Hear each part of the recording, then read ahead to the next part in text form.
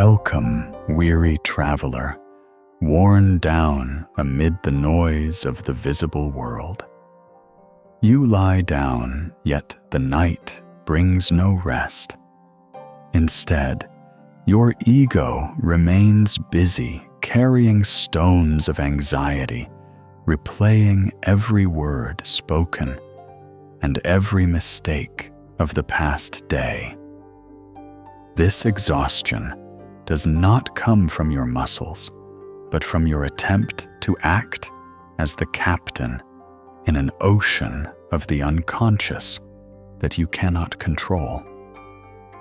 Carl Jung once taught, "Until you make the unconscious conscious, it will direct your life."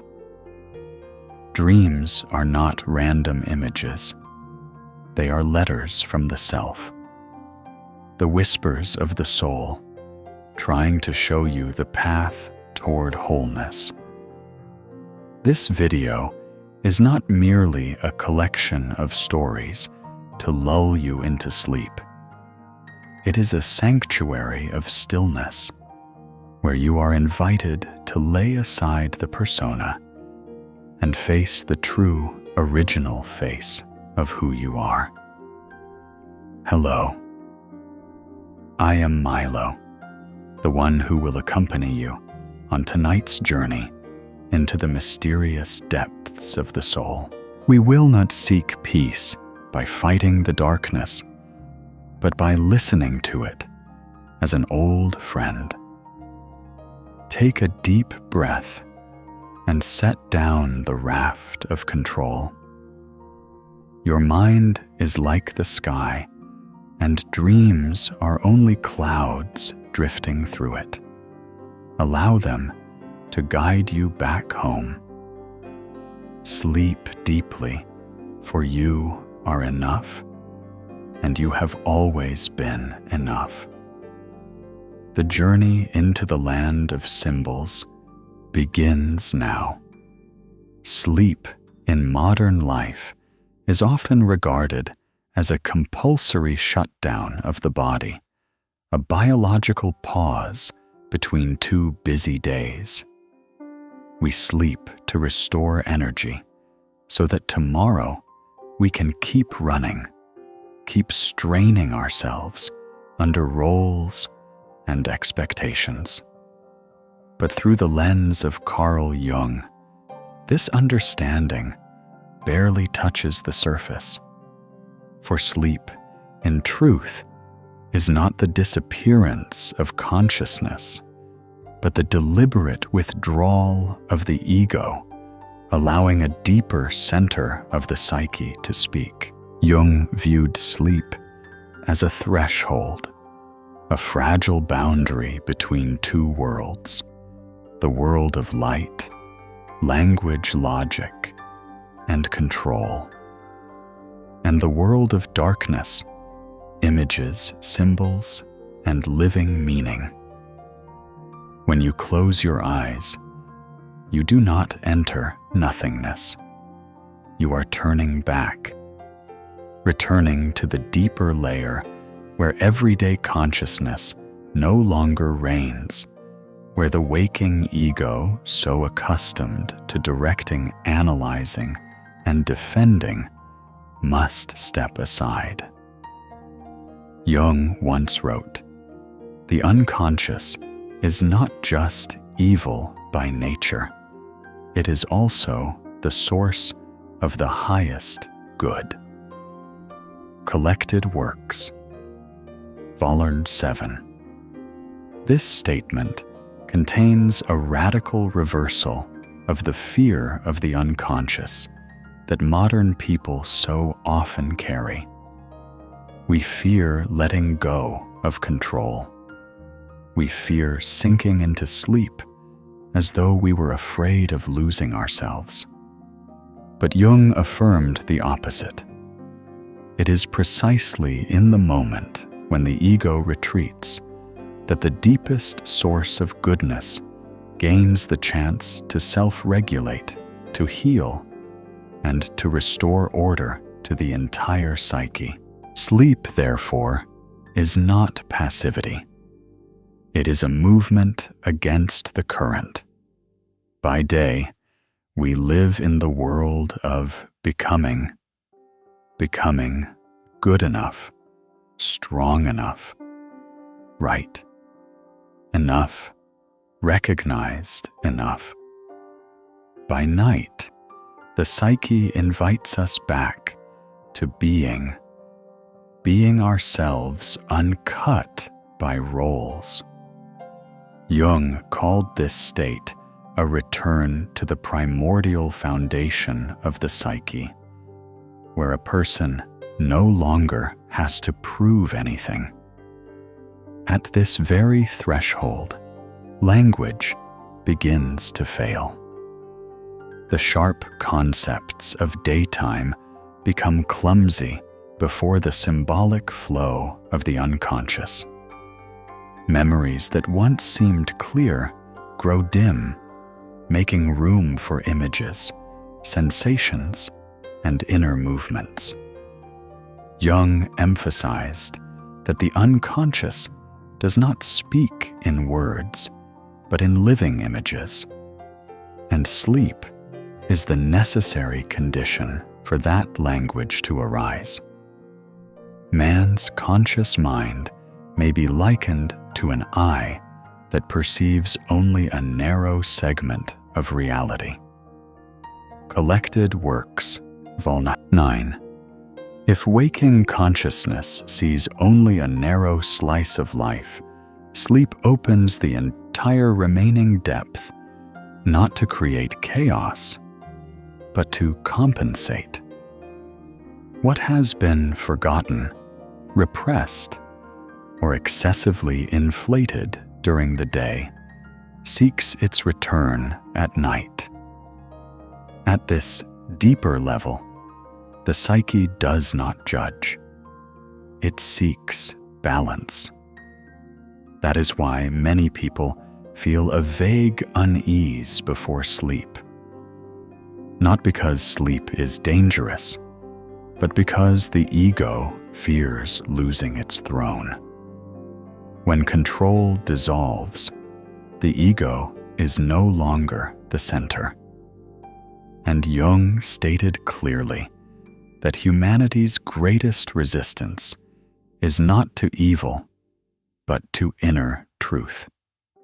People will do anything, no matter how absurd, in order to avoid facing their own soul.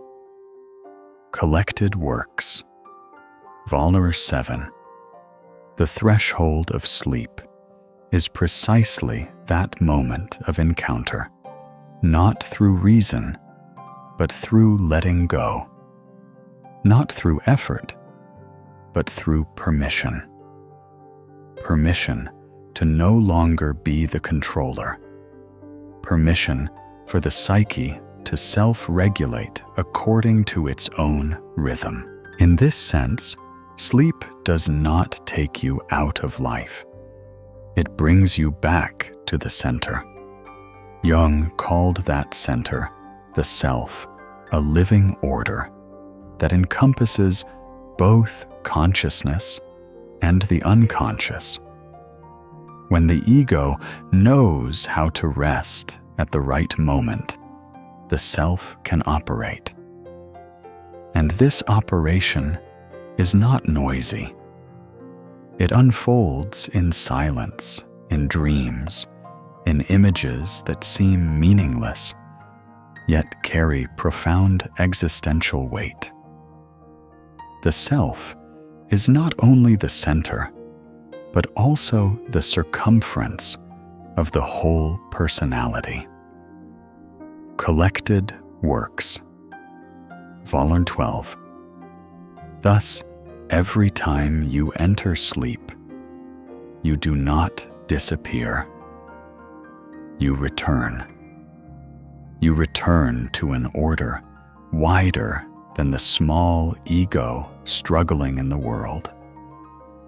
You return to a place where the soul does not need to be pushed, does not need to be improved, but only needs to be listened to. The threshold between the two worlds is not a place to fear. It is a sacred place, and sleep, when seen through Jung's eyes, is no longer an escape from reality, but the most courageous act of all, daring to step out of one's role to meet the true self, waiting in the gentle darkness of the unconscious. When we cross the threshold of sleep, where the ego temporarily withdraws and the outer world falls into silence, what opens before us is not an invisible void. On the contrary, it is a vast inner realm, structured, layered, and older in its history than the personal life of any one of us. If sleep is a doorway, then the unconscious is the land to which that doorway leads. And so, that we do not lose our way in this depth, Jung offers us a map, the personal unconscious and the collective unconscious, contrary to the notion that human beings are born as a blank slate. Jung asserted that the psyche has never been empty. From the very first moment of life, we carry within us inherited psychological traces, emotional patterns, primordial images, ways of responding to the world accumulated across countless generations. Jung wrote unequivocally, "The unconscious contains not only repressed contents, but all psychic material that lies outside the threshold of consciousness." Collected Works, Volume 8. The personal unconscious is the layer closest to the surface. It stores forgotten memories, emotions once too painful for consciousness to accept, experiences that were never named or never fully digested. Here, your personal history, childhood relationships, failures, and wounds continues to live a quiet, hidden life. These contents do not vanish simply because we no longer remember them. They are displaced, waiting for the right moment to return, most often through dreams. But if we stop there, Jung believed, we see only the visible tip of the iceberg of the psyche. Beneath the personal unconscious lies a deeper, broader, and universal layer, the collective unconscious. This is not a repository of personal memories, but the shared psychological inheritance of humanity. Jung described it as an invisible foundation where archetypes reside, images and motifs that recur in mythology, religion, art, and dreams across all cultures. The collective unconscious is a part of the psyche which can be negatively distinguished from a personal unconscious by the fact that it does not owe its existence to personal experience. Collected Works, Volume 9. This carries a profound implication. Not every dream speaks only about your story. Some dreams carry within them the echo of human history, images of the hero, the mother, the shadow, the path, death, and rebirth. When such images appear, they touch us not because we remember them, but because we recognize them. A recognition that is instinctive beyond reason. It is precisely here that sleep becomes a bridge between the personal and the universal. When the ego rests, the boundary between I and we grows thin. Jung suggested that in such moments, the psyche no longer operates as an isolated unit, but as a current connected to the totality of human experience. In the collective unconscious, we have at our disposal the wisdom of the ages. Collected Works, Volume 10. Yet this wisdom does not arrive in the form of clear advice. It comes through symbols, through images that may seem unfamiliar, yet strike with profound force. And if we try to interpret them solely with the daylight mind of reason, we miss what is essential. Jung emphasized that the unconscious does not ask to be conquered. It asks for relationship. A relationship built on listening and respect for its own rhythm. For this reason, many people feel both comforted and unsettled when they touch this deeper layer. The collective unconscious is not gentle in the sense of being pleasant. It is vast, ancient, and carries the weight of time. But Jung believed that only by daring to encounter this depth can human beings escape existential loneliness, the feeling that one's suffering is meaningless and solitary. Man is never helped in his suffering by what he thinks of himself, but only by what he is. Collected Works, Volume 11.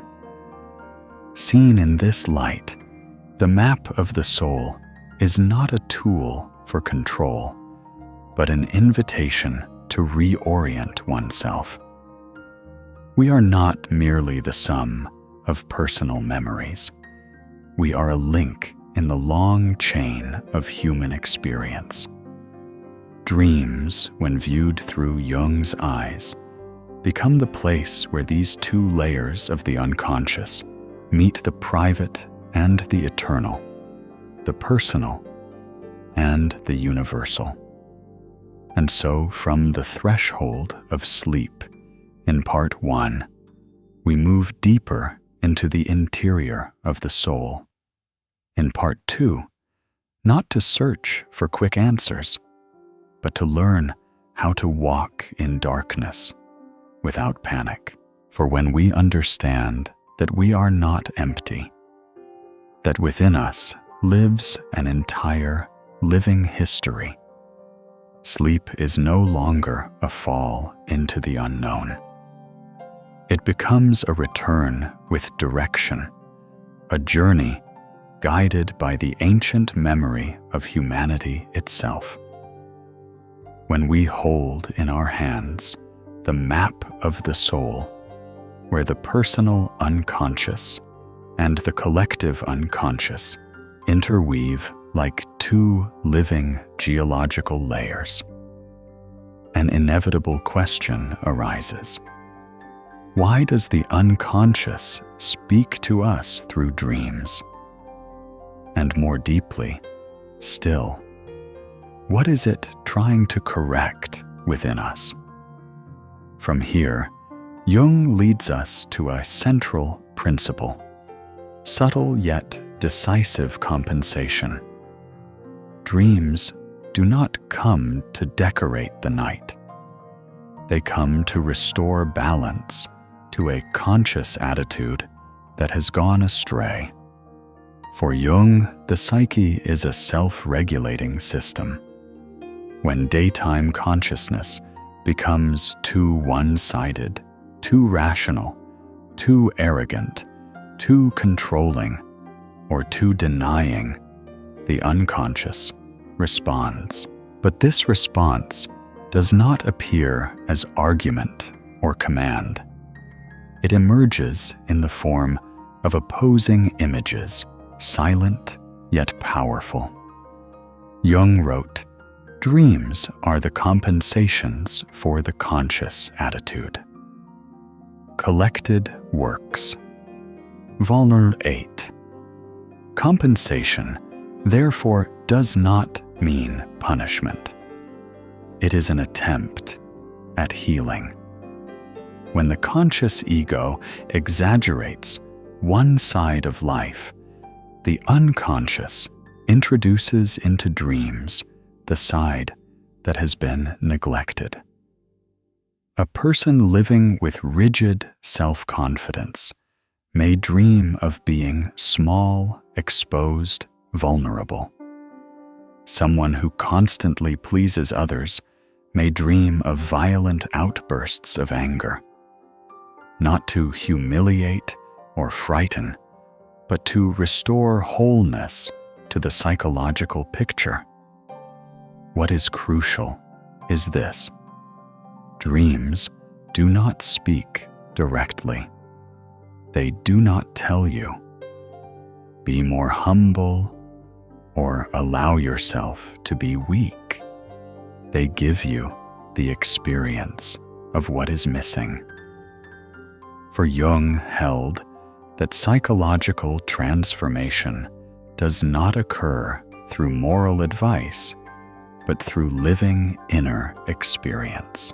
The dream shows the inner truth and reality of the patient as it really is. Collected Works, Volume 10. In this light, the dream becomes the most honest mirror, more honest even than waking thought. By day, the ego can tell itself beautiful stories. By night, the unconscious does not flatter. It does not oppose the ego.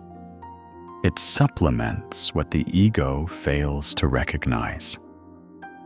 The principle of compensation also explains why many dreams leave us perplexed.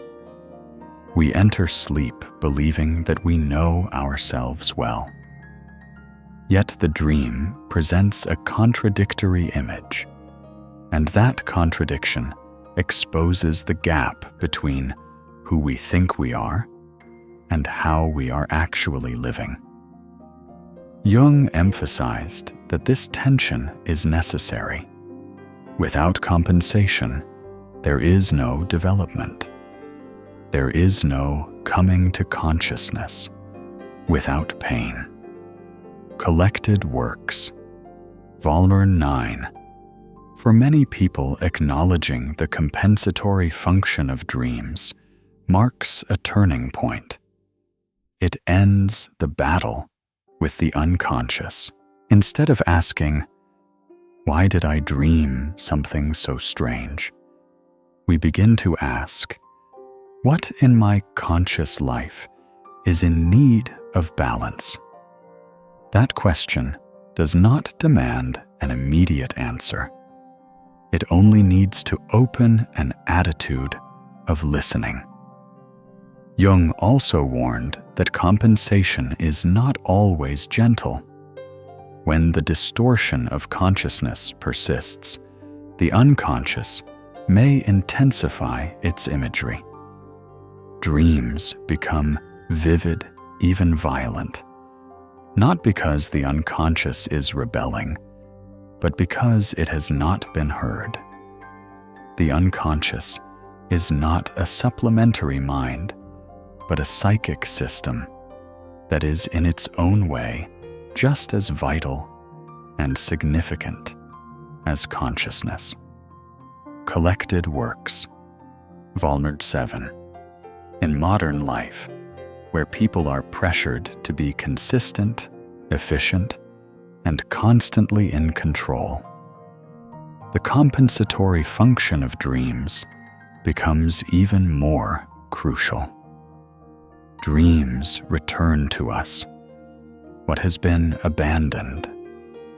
Vulnerability, intuition, raw emotion, and even unresolved existential questions. In doing so, the psyche avoids desiccation, a condition Jung considered more dangerous than suffering itself. Compensation is also the bridge between the personal and the collective. When a dream carries archetypal imagery, it does not only compensate the individual, it places the individual within a broader current of human experience. We realize that our imbalance is not unique. It reflects a universal tension, and that very realization brings profound comfort. The dream is a little hidden door in the innermost and most secret recesses of the soul. Collected Works, Volume 10. Thus, if Part 2 gives us the map of the soul, Part 3 teaches us how to read the signals on that map. Dreams, as the voice of compensation, do not demand immediate change. They simply invite us to slow down, to observe the misalignment of consciousness, and to allow a deeper order to adjust the rhythm of life. We do not sleep in order to escape the day, but so that the day may be healed.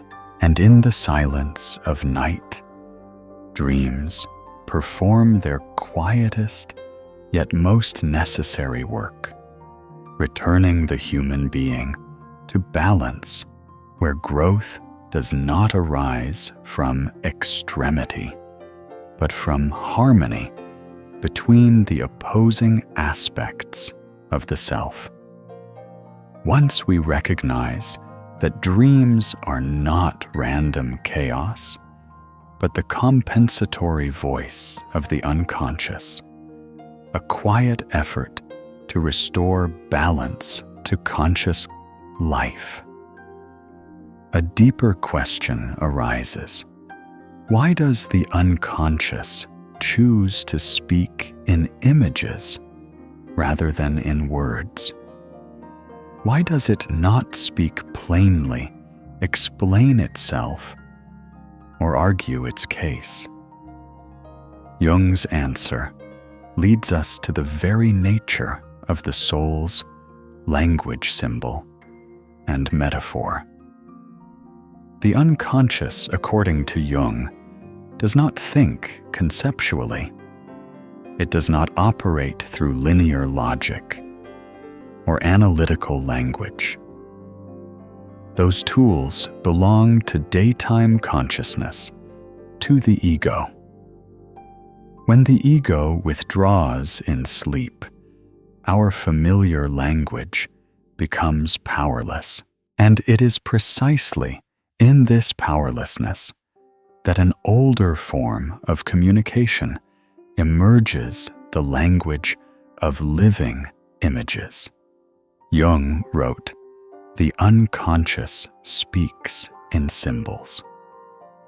Collected Works, Volume 15. A symbol in Jung's understanding is not a sign with a fixed meaning. It is not like a word in a dictionary. A living symbol always carries multiple layers of meaning and always exceeds any single interpretation.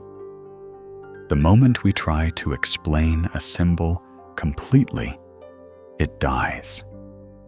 For the power of the symbol lies in its ability to touch layers deeper than reason, where emotion, memory, and intuition merge.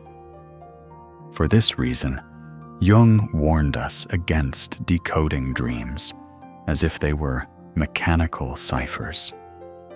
There is no universal formula for symbols. A snake in one person's dream does not necessarily carry the same meaning as a snake in another's. What matters is not the image itself, but the emotional energy bound to that image within the dreamer's inner life. A symbol is alive only so long as it is pregnant with meaning. Collected Works, Volume 9. Here we encounter a crucial paradox.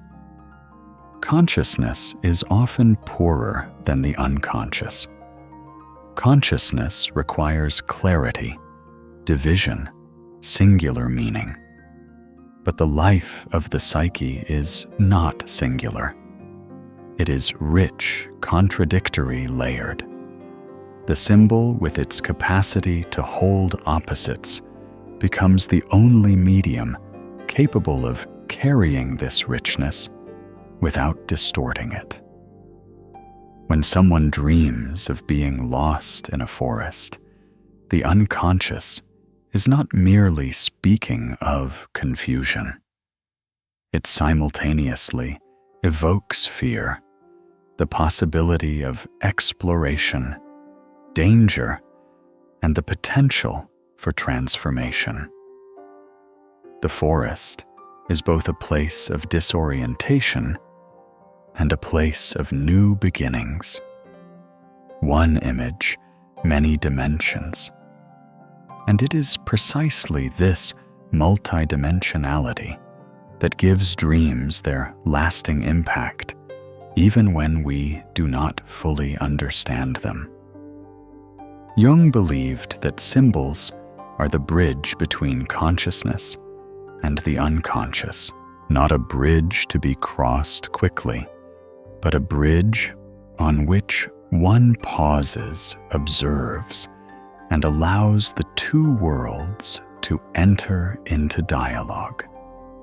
The symbol is the best possible expression for something unknown. Collected Works, Volume 6. In modern life, people often underestimate the role of symbols. We are accustomed to demanding clear answers, concrete advice, immediate solutions. But the unconscious does not operate at that tempo. It does not issue commands. It suggests. And this suggestion requires a new attitude, not one of control, but one of patient listening. Understanding dreams, therefore, is not an act of conquering the unconscious.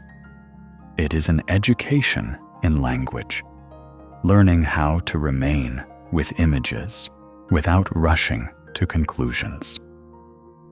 Learning how to feel rather than hastening to explain.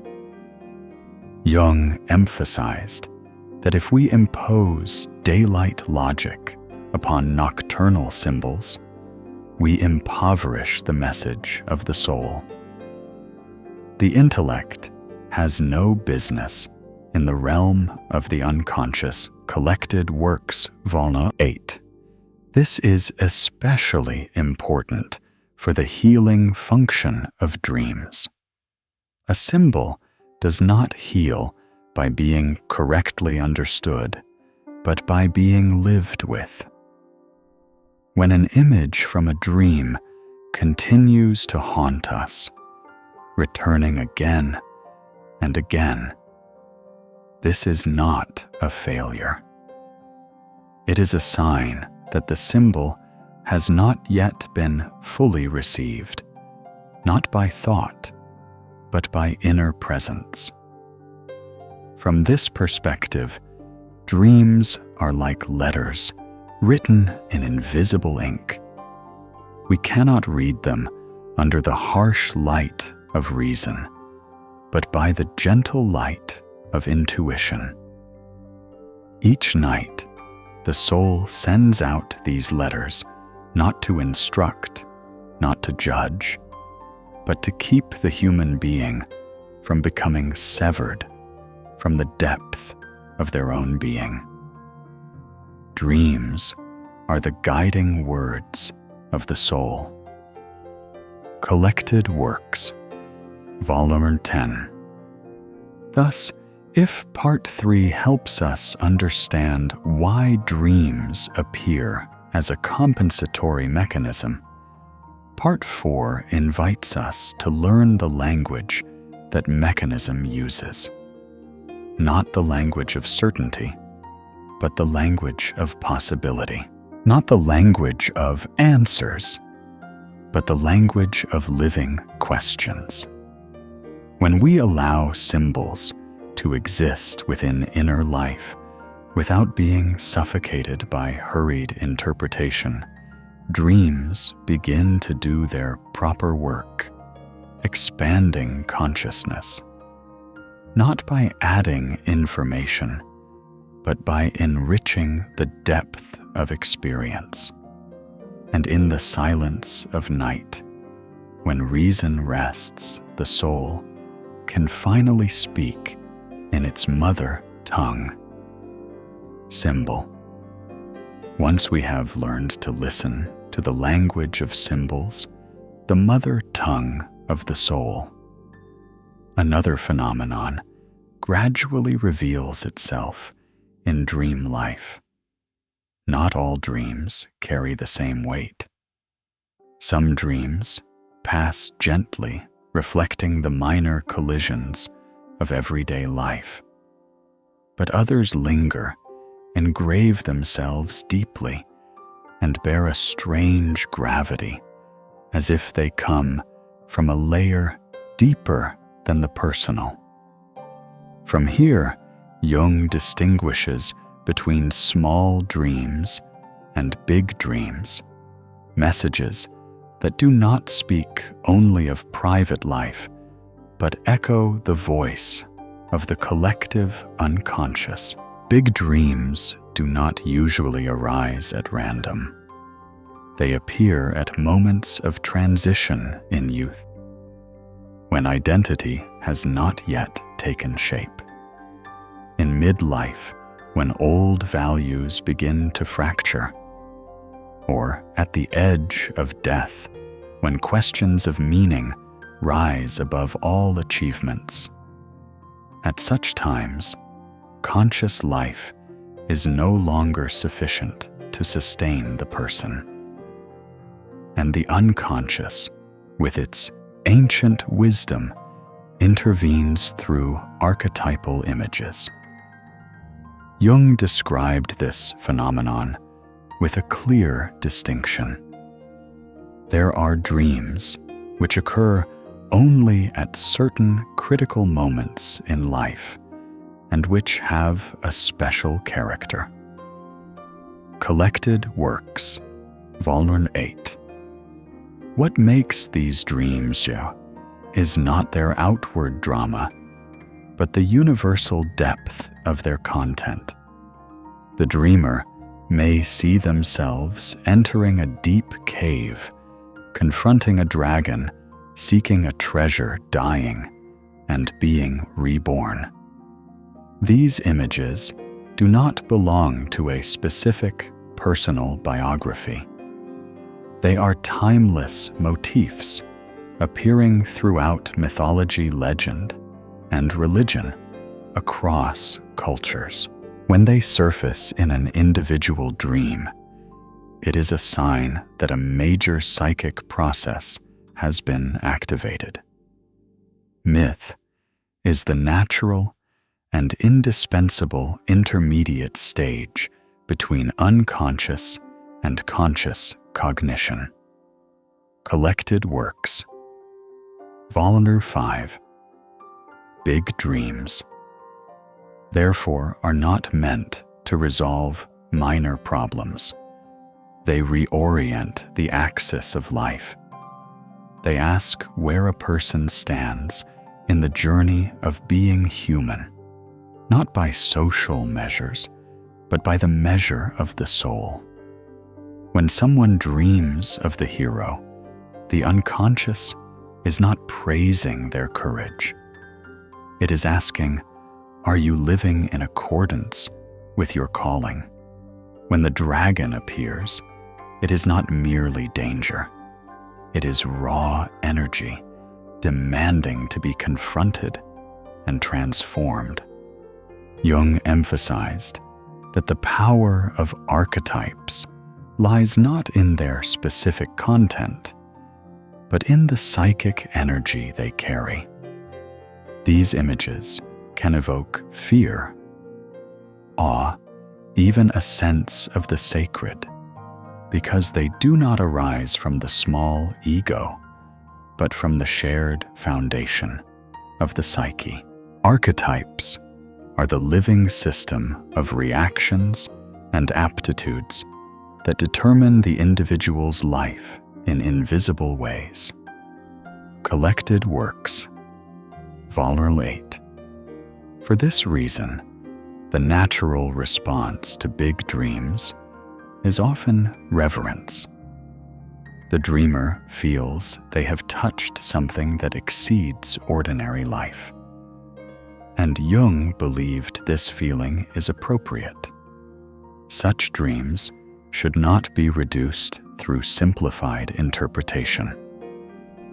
They need to be held at their proper scale as living symbols opening a new horizon of meaning.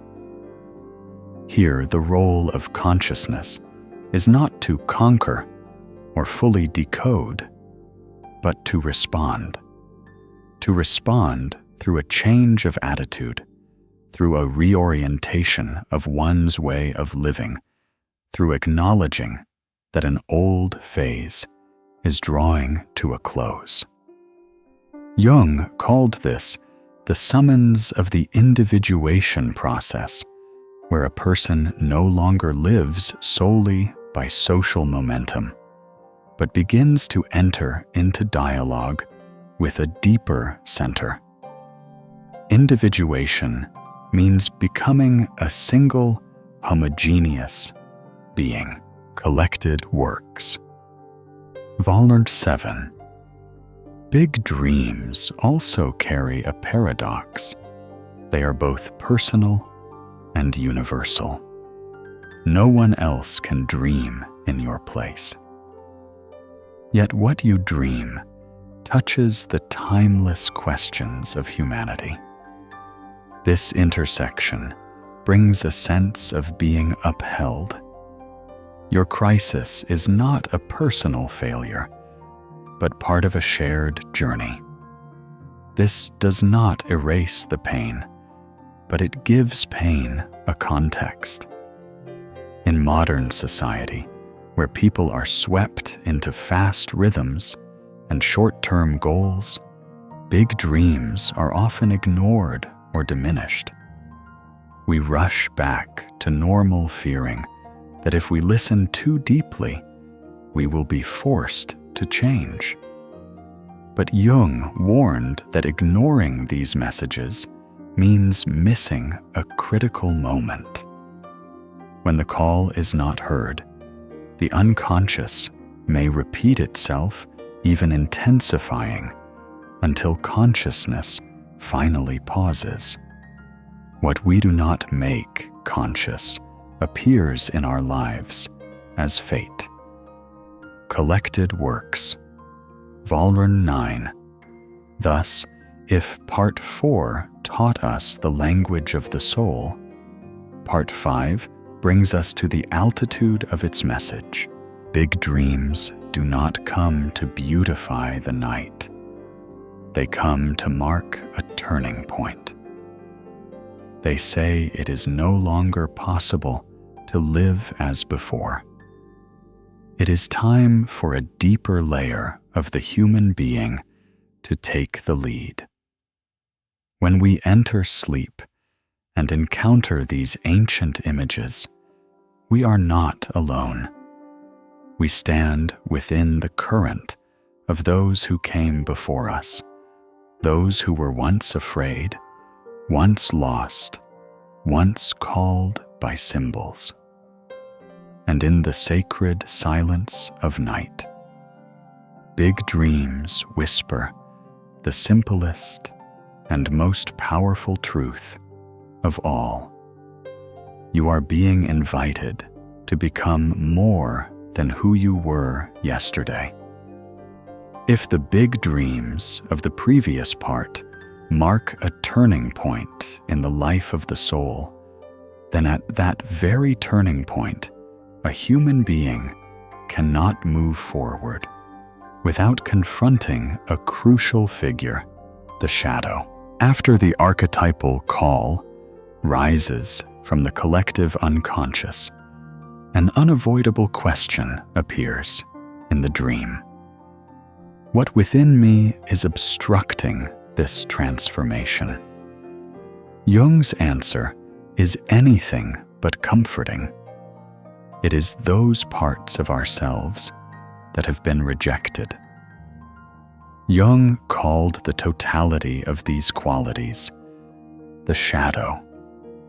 The shadow is not evil in a simple moral sense.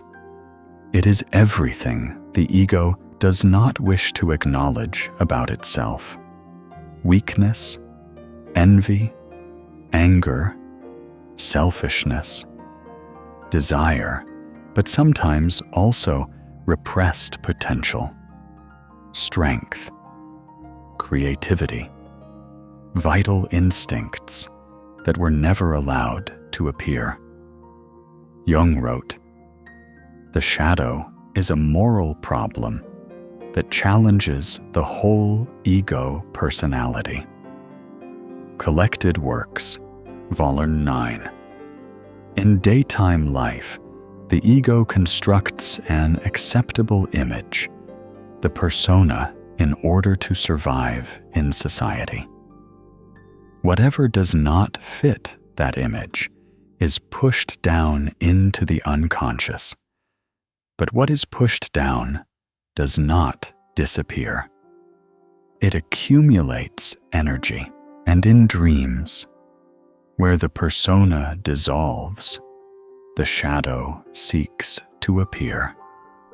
It is no accident that the shadow in dreams often appears as a figure of the same sex, a stranger, a frightening presence, someone despised, or a troublemaker.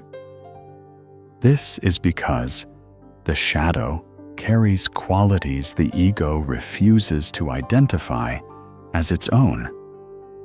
We fear it not because it is foreign, but because it is too close. Everyone carries a shadow, and the less it is embodied in the individual's conscious life, the blacker and denser it is. Collected Works, Volume 11. The function of the dream here is not punishment. It is exposure. When we dream of someone crude, violent, or cowardly, the unconscious is not saying that we are that person. It is asking, where is this energy being confined in conscious life?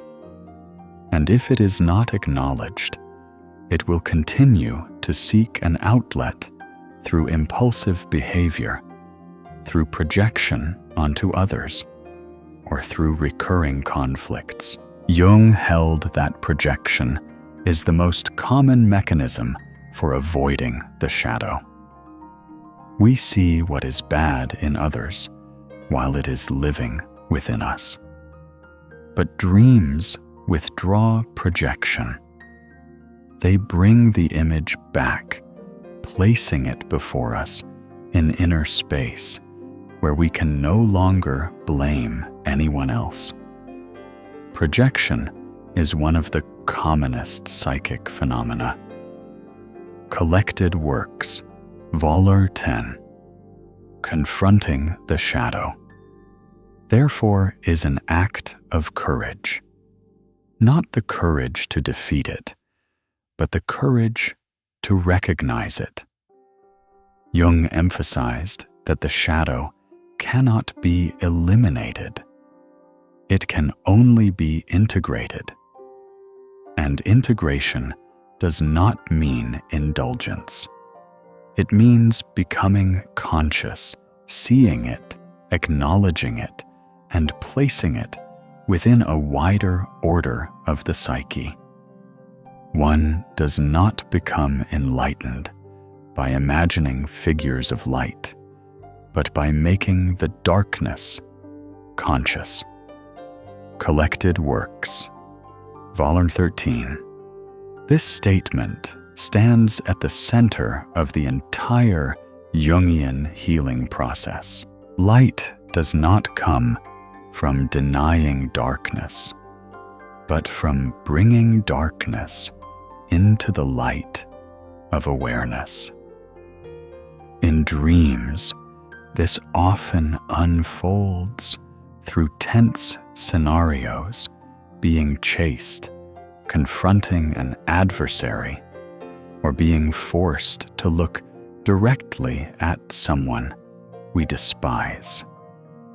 Not to plunge us into despair, but to create an opportunity for dialogue. Notably, the shadow does not contain only what is bad.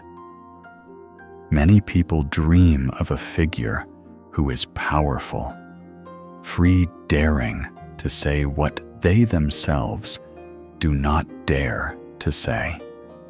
This too is the shadow, the positive shadow. When society or family forces a person to be compliant, healthy rebellion is pushed down.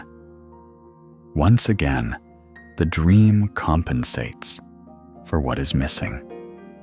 At this stage, the process of individuation becomes concrete. No longer a matter of grand, abstract symbols, it becomes difficult and humble inner work, recognizing that we are not pure, not consistent, not of one single face. Jung believed that wholeness does not lie in perfection, but in the capacity to contain opposites. The acceptance of oneself is the essence of the whole moral problem and the epitome of a whole outlook on life. Collected Works, Volume 12. In modern life, where personal image is constantly scrutinized, confronting the shadow becomes even more urgent. If not repressed energy, will find an outlet through anxiety, depression, or self-destructive behavior. Dreams in this context are not enemies of peace, but silent allies of healing. And so, if the big dreams of Part 5 invite a person into a deeper journey, the shadow of Part 6 is the first gate of that journey. No one can reach wholeness without passing through their own darkness, not through violence, but through honesty. When you encounter the shadow in a dream, what matters is not running away or analyzing too quickly, but staying with the feeling, staying with the question, for within that darkness, there is not only fear, but also vital energy waiting to be released. And when the shadow is acknowledged, it no longer remains an enemy. It becomes a resource. At this deeper level, the dream performs its most difficult yet most essential work leading the human being back to inner truth. Not to judge, but to unite. And from that union, healing begins quietly, but enduringly. When a person has courageously faced the shadow, recognized and reclaimed the rejected parts of themselves, a new inner space begins to open. There, the raw fear of the shadow gradually settles, giving way to a more subtle, guiding presence. If the shadow is the first gate of the individuation process, then just beyond that gate, within dreams, a guide often appears. Jung called these figures the Anima and the Animus.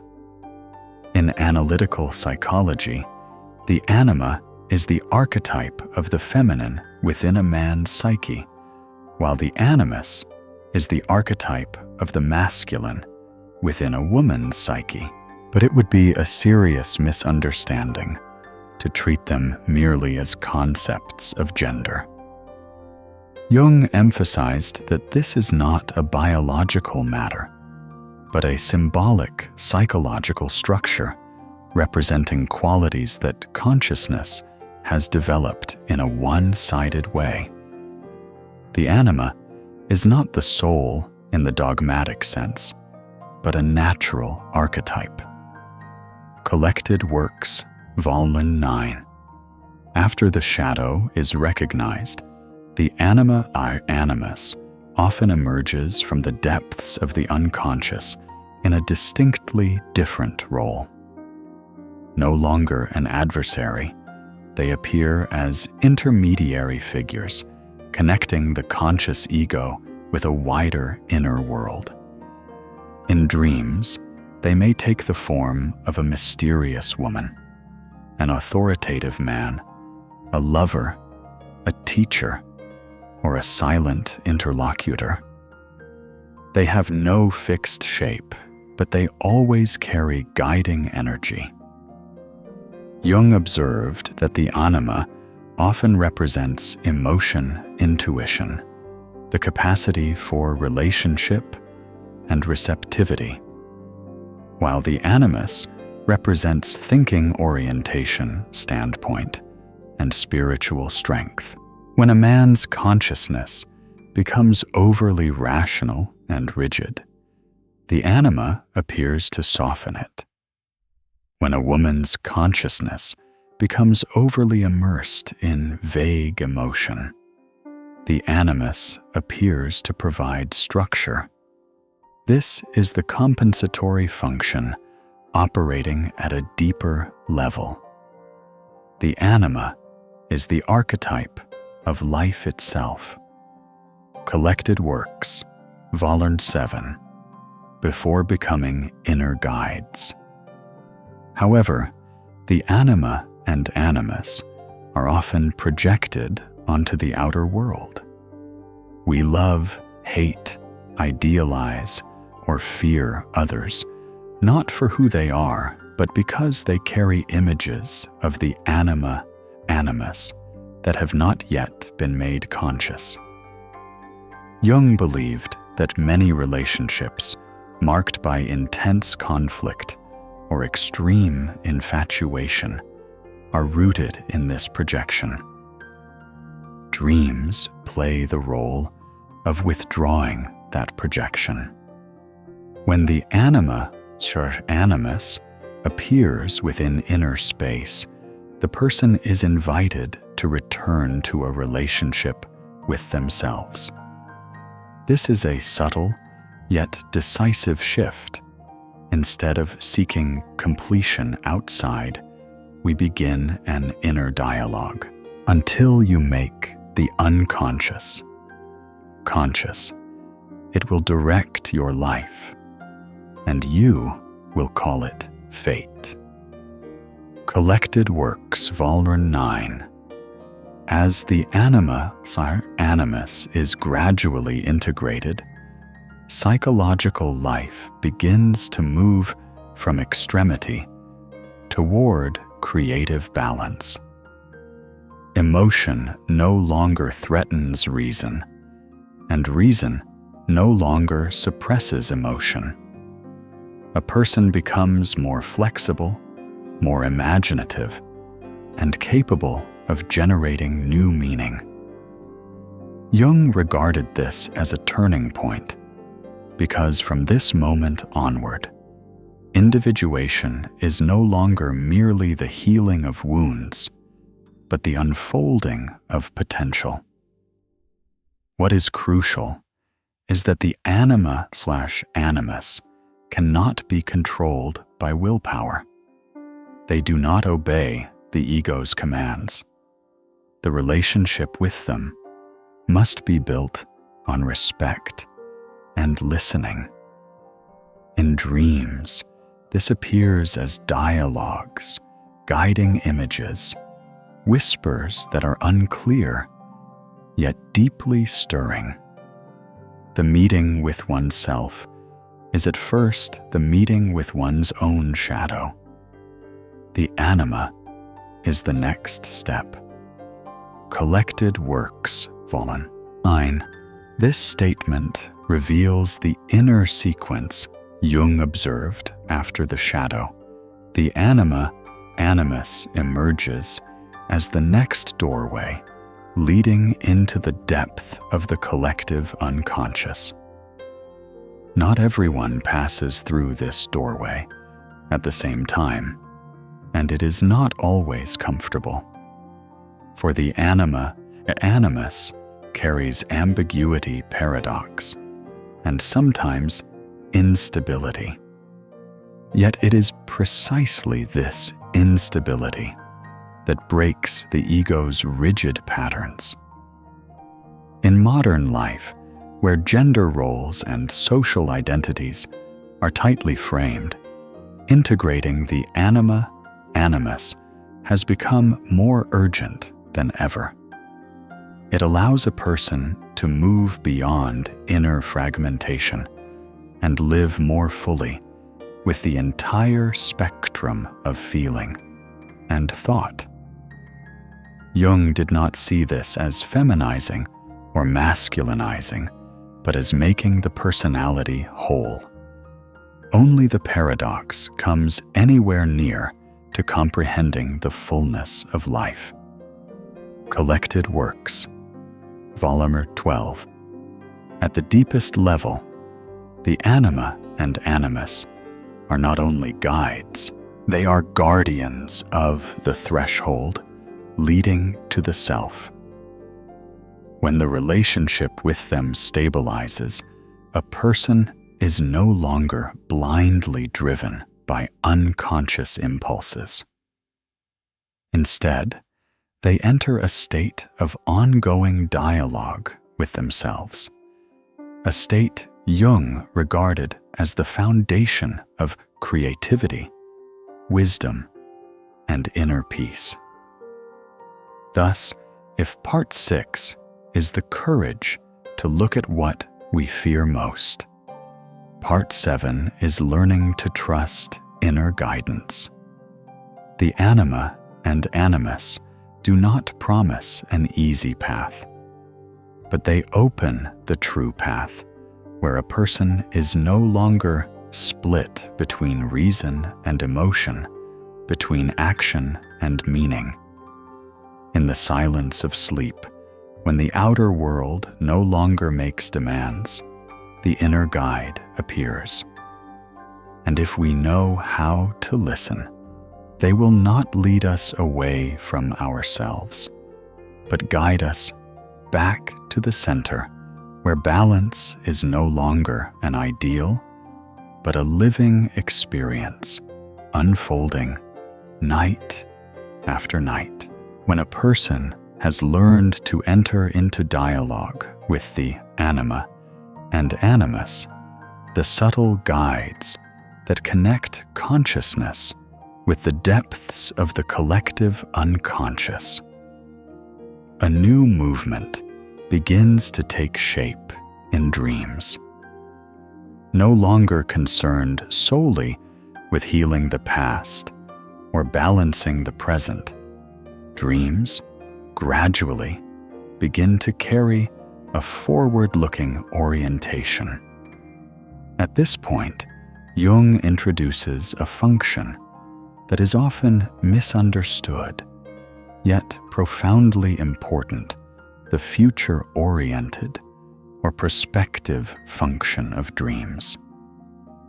In contrast to classical approaches that viewed dreams primarily as belated wish fulfillments of repressed drives, Jung argued that the unconscious does not only look backward, it observes the present with exceptional sensitivity, and from there sketches the possibilities of the future. This does not carry the color of superstitious prophecy. It has a deeply psychological nature. The unconscious synthesizes countless small, fragmented data, lying beneath the threshold of consciousness, subliminal impressions, to form an orienting picture. Dreams may sometimes announce certain situations long before they actually happen. Collected Works, Volume 8. This statement does not claim that dreams predict the future in a fatalistic sense. Jung was very careful on this point. What he emphasized is that the unconscious perceives emerging tendencies, while consciousness is often obscured by habit, desire, and denial. While by day we remain occupied with our roles, by night the unconscious quietly sketches the contours of what is coming. The prospective function of dreams becomes especially clear during transitional periods. When an old path no longer fits, but a new one has not yet taken shape, consciousness falls into ambiguity. At such times, the unconscious steps forward like a silent strategist. It does not command, it proposes. The images in dreams: a road not yet taken, a missed train, an opening door, do not say, "This is what you must do," but ask, instead, "Where are you heading if you continue as you are now?" The unconscious is not only a storehouse of the past, but also contains germs of future conscious developments. Collected Works, Volume 7. Here Jung assigns the unconscious a creative role. It is not confined to personal history. It carries within it seeds that have not yet been fully lived. Dreams provide a safe environment in which these seeds can try on form before entering conscious life. A person may dream of standing before a crowd and speaking, even though they have never consciously considered such a thing. Not because they will do so, but because an inner potential is demanding recognition. The crucial point is that the prospective function does not replace the compensatory function. It continues it once imbalance has been exposed. Once the shadow has been acknowledged, once the Anima/Animus has opened the way for dialogue, the unconscious begins to pose a new question. What comes next? At this stage, dreams do not merely repair, they orient. Jung warned that if people use dreams only to analyze the past, they will miss the evolutionary drive of the psyche. The psyche is not a machine that can be taken apart, but a living organism with a future-oriented tendency. Collected Works, Volume 6. Precisely because the psyche is a living organism, it does not stand still. It moves toward greater wholeness. And when consciousness hesitates, dreams function as drafts of the future. These drafts may be contradictory, unclear, even anxiety-provoking, because the future is never certain. Yet they carry an irreplaceable value. They provide orientation when the old map no longer works. In modern society, where people are pressured to have clear plans and quick answers, the future-oriented function of dreams is often neglected. We are accustomed to trusting external data, market forecasts, expert advice.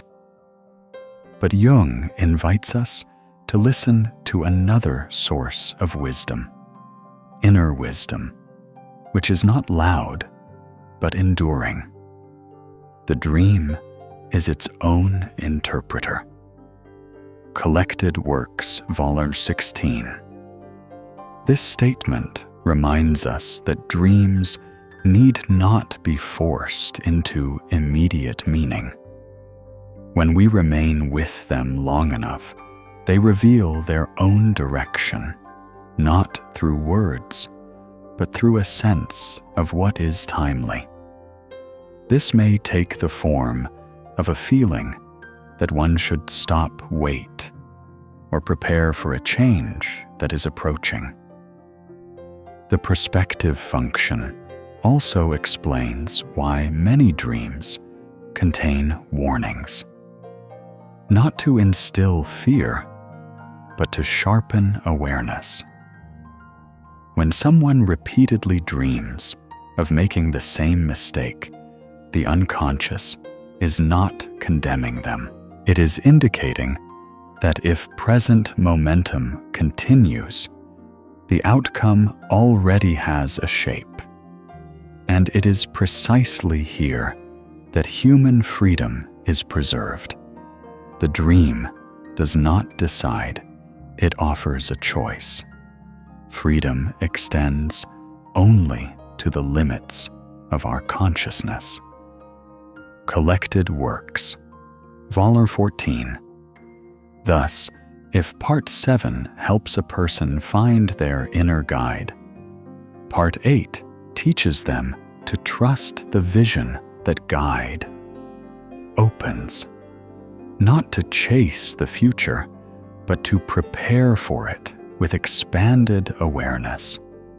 Dreams do not promise an easy ending, but they offer something more valuable, a direction aligned with the soul's development. In the silence of night, when the past has settled and the present rests, the unconscious sketches the faint outlines of tomorrow, not to bind us, but to guide us. And if we learn how to listen, dreams will no longer be stories only of what has been, but will become a small lamp illuminating what is yet to come. When dreams no longer turn solely toward the past, when they begin to open a vision oriented toward the future, another phenomenon more subtle and more disconcerting gradually appears. The boundary between the inner world and the outer world starts to blur. What we dream seems no longer confined to the darkness of night, but unexpectedly echoes into waking life. At this strange point of intersection, Jung introduced one of his boldest discoveries: synchronicity. Synchronicity is not magic, nor is it mere coincidence. Jung defined it as meaningful coincidences, situations in which an inner psychological state and an external event occur simultaneously without a causal relationship, yet are closely linked by meaning. Synchronicity is a causal connecting principle. Collected Works, Volume 8. With this statement, Jung posed a profound challenge to modern thinking, grounded in the principle of cause and effect. He did not deny causality, but argued that it is insufficient to describe the full saw of psychological reality. There are moments in human life when meaning, rather than cause, becomes the connecting thread. The well-known story of the golden scarab illustrates this clearly.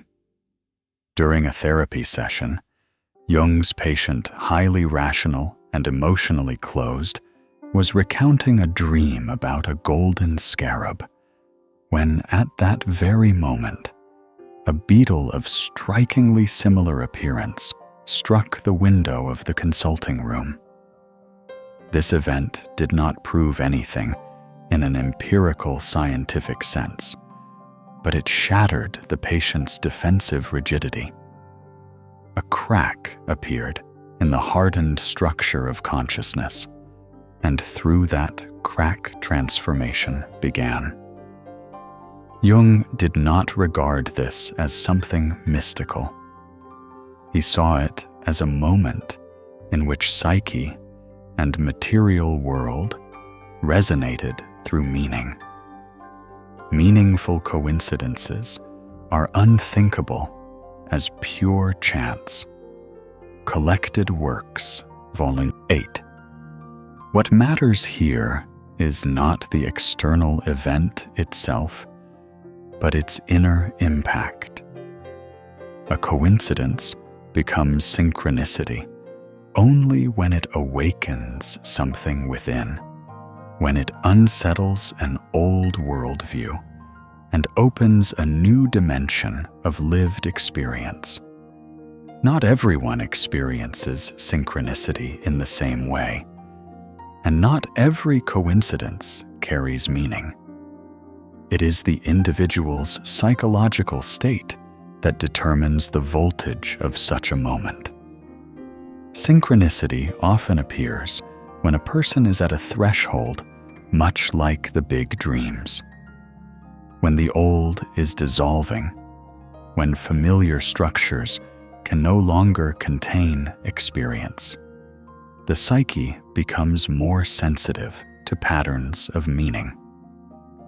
Jung suggested that at such times, the collective unconscious may touch the material world through symbolic images and events. At such moments, the psyche seems to reach beyond itself. Collected Works, Volume 14. This does not mean that the mind creates external events. Jung was careful to avoid extreme idealism. He spoke instead of parallelism, an inner development, and a material occurrence, simultaneously reflecting a deeper order, one in which consciousness, the unconscious, and the world are not as separate as we usually assume. In modern life, synchronicity is often dismissed as superstition. We are taught to be skeptical of signs. But Jung posed the opposite question. What happens when we completely sever our relationship with meaning?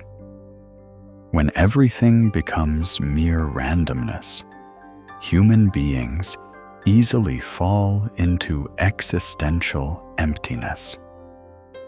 Synchronicity for Jung was not meant to replace reason, but to complement it with a vital dimension. The psyche and matter are contained in one and the same world, and moreover, are in continuous contact with one another. Collected Works, Volume 8. From this perspective, dreams are no longer isolated nocturnal phenomena. They become nodal points in a network of meaning, linking the human being to life itself. When a dream and a waking event meet, it is not prophecy or command. It is an invitation to attention. Attention to something unfolding at a deeper level. Something that cannot be grasped through linear thinking alone. The crucial point Jung emphasized is this: synchronicity does not deprive human beings of freedom. It does not tell you what you must believe or how you must act. On the contrary, it expands freedom by expanding consciousness. Freedom extends only to the limits of our consciousness. Collected Works, Volume 14. When consciousness expands to include meaningful connections, the individual no longer lives as an isolated entity in a cold universe. They begin to sense themselves as part of a more living order, where psyche and world do not stand in opposition, but enter into dialogue. Thus, if Part 8 revealed dreams as drafts of the future, Part 9 uncovers a deeper step sometimes that future responds, not through words, but through meaningful coincidence, not to give clear directions, but to awaken a sense of meaning. The sense that life does not merely happen to us, but at times happens with us. In moments of synchronicity, dream and reality touch not to erase their boundary, but to remind us that this boundary is always fluid. And when a person becomes still enough to recognize this, they no longer feel lost in the universe. They begin to walk, not with absolute certainty, but with a quiet trust that life itself is still in conversation with them. When Tresum and reality have already touched through moments of synchronicity, a person begins to sense that dreams are no longer a closed phenomenon of the night. They seem to want to continue to be listened to consciously. And at this very point of intersection, Jung introduces a path that is bold yet disciplined. Active imagination, a method that allows dialogue with the unconscious to continue after we wake. Active imagination is not whimsical daydreaming, and it is certainly not unrestrained fantasy. Jung regarded it as a serious form of dialogue with the autonomous contents of the psyche. Instead of analyzing a dream from a distance, a person steps into the image in a waking state and allows that image to move according to its own logic. Jung wrote, "Active imagination is a way of coming to terms with the unconscious." Collected works. Volume 8. The essential core of this method lies in attitude. The ego does not control the script. It witnesses and responds. A dream image, a road, a figure, a voice is held in the waking mind, then permitted to unfold. When the image speaks, the ego listens. When the image acts, the ego observes. And when it is the ego's turn, it replies with honesty, not with intellectual interpretation. Jung emphasized that the unconscious is not a dead storehouse of data. It is a living system with its own will and purpose. The unconscious is not a mere reacting system. It is an active system. Collected works. Volume 7.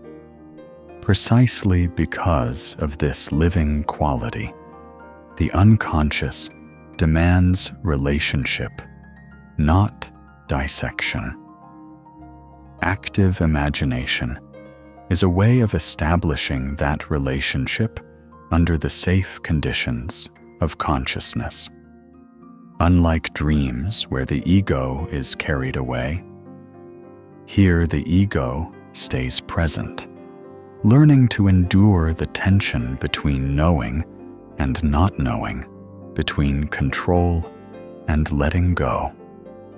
Notably, the figures that appear in active imagination are often familiar images. The shadow, the anima or animus, archetypal forms that have already visited in dreams. But when the dialogue occurs in a waking state, the ego's moral responsibility is activated. Jung was clear on this point. Active imagination is not meant to escape life, but to bring unconscious contents into life responsibly. One should not let oneself be carried away by the unconscious, but must remain firmly anchored in consciousness. Collected works. Volume 8. It is this balance that makes the method powerful. Unconscious contents are made conscious actively, not by force, but by dialogue. When an inner figure expresses anger, the ego neither suppresses it nor identifies with it. It asks, "What do you need?" When a warning image appears, the ego does not panic. It listens and weighs. Over time, a stable channel of communication is formed. Jung regarded active imagination as a natural step after a person has passed through the shadow and encountered the anima animus. The meeting with oneself is at first the meeting with one's own shadow. The next step is the meeting with the anima. Collected works. Volume 9. After such encounters, the psyche seems to say, "Do not meet me only in dreams, speak with me while awake." And when that happens, dreams are no longer one-way messages. They become a two-way dialogue in which the unconscious and consciousness both participate in shaping life. Active imagination is also the place where human creativity is released in the deepest sense. Not creativity for performance, but creativity as an act of integration. Many great works of art Jung believed do not arise from personal will alone, but from cooperation between the ego and the autonomous images of the psyche. The creative process has a feminine quality and therefore arises from the unconscious. Collected Works, Volume 15. However, Jung always warned about boundaries. Active imagination requires a solid foundation in real life, work relationships, social responsibilities. Without this, a person risks being drawn too far inward, losing their grounding. For that reason, the method is not an escape, but a disciplined deepening. In the modern context, where people are often either trapped in intellectual analysis or drifting in vague emotion, active imagination offers a third path: conscious dialogue with depth. It allows us to receive the wisdom of the unconscious without abandoning wakefulness. And precisely through that wakefulness, human freedom expands. Freedom extends only to the limits of our consciousness. Collected Works, Volume 14. If Part 9 showed that dream and reality can touch through meaning, then Part 10 gives the person a method to step into that point of contact deliberately, not waiting for signs, not hunting for synchronicities, but building a long-term relationship with the inner world. In active imagination, a person is no longer merely a spectator of dreams. They become a dialogue partner. And through each dialogue, the unconscious is no longer a mysterious force that disrupts, but a collaborator in the individuation process. Dreams open the door. Active imagination helps us step through that door, while awake slowly, respectfully, and with the courage needed to live more fully as the whole of who we are. When a person has learned to engage in active dialogue with the unconscious through active imagination, something profound gradually becomes clear. These images, figures, and messages do not exist in isolation. They do not come merely to be understood, nor only to heal fragmented parts. All of them are oriented toward a larger movement, quiet, yet steadfast. A movement Jung called the process of individuation. Individuation is not about becoming special in a social sense, nor is it about building a stronger ego. On the contrary, it is the journey of loosening the ego's dominance so that a person can live in accordance with a deeper center of the psyche. Jung defined it carefully. Individuation means becoming an individual, and insofar as individuality embraces our innermost, last, and incomparable uniqueness, it also implies becoming one's own self. Collected Works, Volume 7. Here, becoming oneself does not mean following momentary preferences. It means unifying what has been split consciousness and the unconscious, light and shadow, reason and feeling.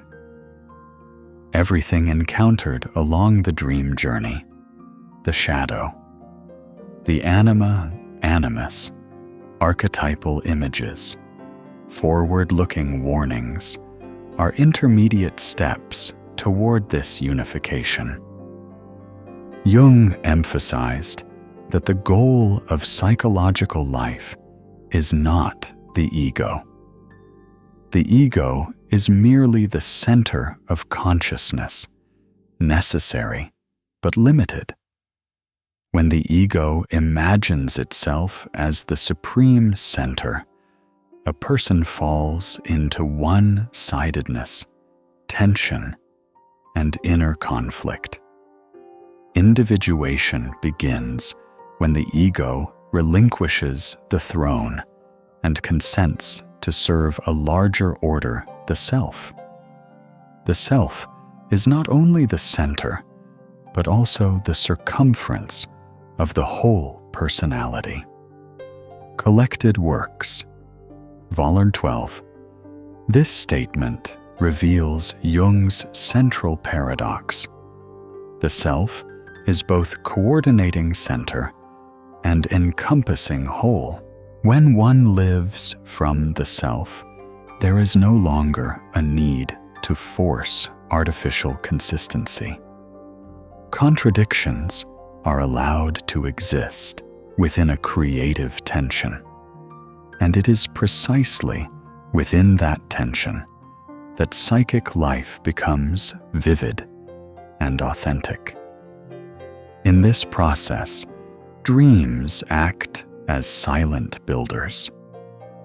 Each dream is a small brick, sometimes rough, sometimes obscure, but all contribute to forming the path toward wholeness. Jung stressed that without listening to dreams, a person will be led by the unconscious in the dark. Until you make the unconscious conscious, it will direct your life, and you will call it fate. Collected Works, Volume 9. Individuation, therefore, is not a destination reached in a single moment of enlightenment. It is a lifelong process. There are phases of slow progress and phases that seem to circle back to old ground. Jung did not regard this repetition as failure, but as a sign of depth. Each cycle returns a person to the same theme at a higher level of consciousness. A common misunderstanding is that individuation isolates a person from society. Jung argued the opposite. When someone lives in accordance with the self, they relate to the world more truthfully because they are no longer driven by unconscious projections. Inner wholeness brings about clearer moral responsibility, not refined selfishness. The goal of psychic development is the self. Collected Works, Volume 12. This goal does not eliminate suffering. On the contrary, Jung acknowledged plainly that individuation requires endurance because every step forward demands the relinquishment of an old illusion about oneself. Yet the suffering involved is meaningful. It is not the aimless repetition of pain, but the cost of psychic maturation. At its deepest level, individuation carries a tone close to an inner religiosity, though Jung consistently kept it within the bounds of psychology. When the ego serves the self, a person experiences a sense of order and meaning that does not arise from external rules, but from inner alignment. This is especially vital in the modern world, where traditional value systems have weakened, and individuals must discover their own foundations for living. Jung warned that no one can shortcut this process. No symbol can replace lived experience. No method can guarantee results. What dreams provide is guidance, not assurance. Yet it is precisely this lack of assurance that keeps individuation profoundly human, imperfect, unfinished, but alive.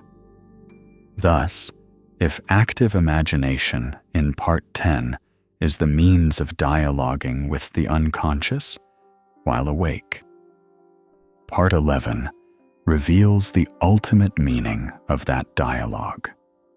Not to accumulate knowledge, but to become more whole.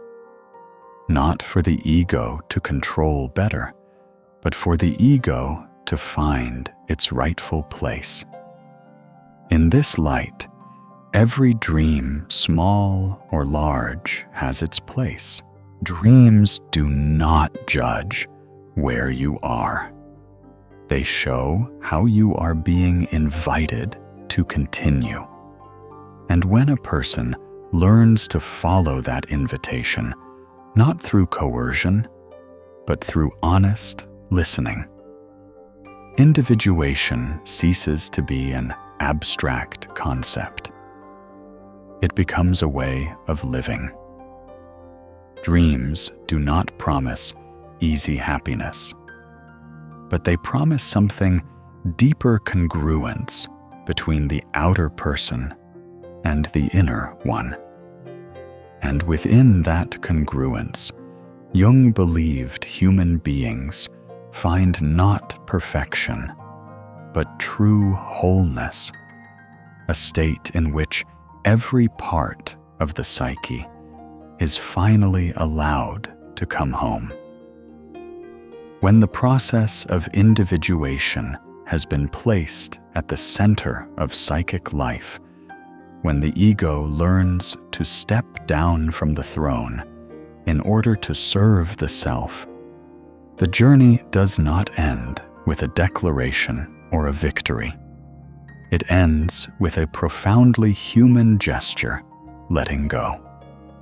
And it is precisely at this point of letting go that sleep returns as the final and simplest ritual through which a human being remembers who they truly are.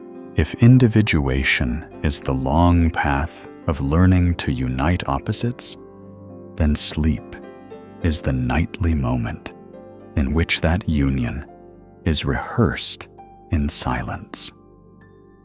By day, we put on the roles necessary for survival, professional roles, roles of responsibility, roles of image.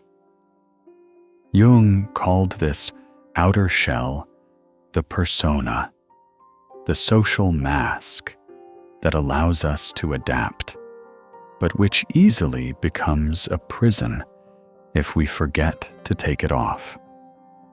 When night falls and the lights go out, the persona is no longer needed. Sleep opens a safe space where the mask can be set down without explanation. Jung once stated this plainly: the persona is a compromise between individual and society. Collected Works, Volume 7. But no one can live an entire lifetime inside a compromise.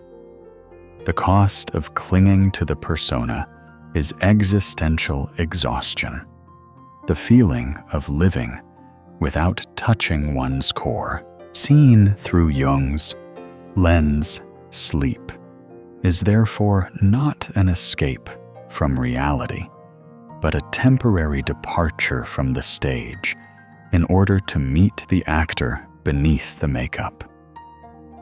Here, the reminder sleep, in order to remember, carries a deep paradox. We usually think of sleep as forgetting worries, pressures, even ourselves. But Jung suggests the opposite sleep is for remembering a deeper order that has always been present, yet obscured by the noise of daytime. That order is not a new social identity, but a sense of wholeness. The self is the totality of the conscious and unconscious psyche. Collected Works, Volume 12. When we sleep, not everything shuts down. Another center awakens, and that center, the self, does not demand that we do anything more. It asks only for presence, a slow breath, allowing the rhythm of breathing to lead the way, letting the archetypal images that have accompanied the dream journey continue their work, reorganizing meaning. The greater human being is not an inflated ego. Jung never encouraged ego inflation. On the contrary, he warned clearly against inflation, the mistaken identification of the ego with the self. The greater human being in the Jungian sense is the human being in the right place, humble enough to listen to the unconscious, steady enough to live responsibly in the world. The ego must be related to the self, not identified with it. Collected Works, Volume 9, Sleep, thus becomes a subtle training ground for this proper relationship. Each night, the ego is invited to rest, not to disappear, but to take its place in orbit. And within that orbit, all the pieces encountered along the way, the integrated shadow, the Anima, Animus, as inner guides, the outlines of future direction, the moments of synchronicity that awaken meaning, settle into a unified sense. Jung once wrote a short sentence that contains the entire spirit of this conclusion. One does not become enlightened by imagining figures of light, but by making the darkness conscious. Collected Works, Volume 13. Remembering who you are does not mean grasping an ideal image to cling to. It means allowing both light and darkness to have a place within the same inner home. And sleep is the moment we return to that home without correction, without justification, simply by being present. In the modern world, where awakening is often misunderstood as constant alertness and relentless effort, Jung's invitation sounds like a counter-whisper: go to sleep. Not to escape, but to return the authority of regulation to a deeper order. Nature must not win the game, but she cannot lose. Collected Works, Volume 10. Inner nature, the psyche will do its work. The less we interfere crudely, the more subtle the adjustment becomes. And when we wake, not with complete answers, but with a deeper sense of alignment, we begin the day no longer as strangers to ourselves. Thus, the closing of this journey is not a command, but a ritual. Breathe, slowly exhale, fully set the mask down. Allow the night to do its work. Do not sleep in order to forget reality. Reality will return in the morning. Sleep in order to remember that beneath every role, every crisis, every unanswered question, there is a steady center waiting to be heard, who looks outside dreams, who looks inside awakes. Collected Works, Volume 10. And here lies Jung's most beautiful paradox. Sometimes, in order to awaken, we must sleep. Not to disappear from life, but to return to it, lighter, more truthful, and closer to the person we have been for a very long time. Your mind is like a star-filled night sky. The stars you see are consciousness, clear, named shaped, but the silent space between the stars, that is the unconscious, the place that holds every unlived potential, every answer not yet spoken. Carl Jung reminded us that what is deepest in life is never loud. It does not shout for attention. It whispers through dreams, through symbols, through the faintest sensations, that you are drifting away from your center. Tonight, do not fear that darkness, for only when the ego steps back can the light of dreams appear, not to lead you away from life, but to guide you home back to the eternal center where your true self has been patiently waiting. Close your eyes. Take a slow, deep breath and let the night do its work. If this video resonates with you, stay with it. Let your dreams continue speaking as you sleep. And if you wish to walk more deeply on this journey of exploring the soul through Carl Jung, subscribe to the channel, not to find quick answers, but to learn how to listen to yourself each night. Sleep well, and remember, sometimes to truly awaken, we must allow ourselves to sleep deeply.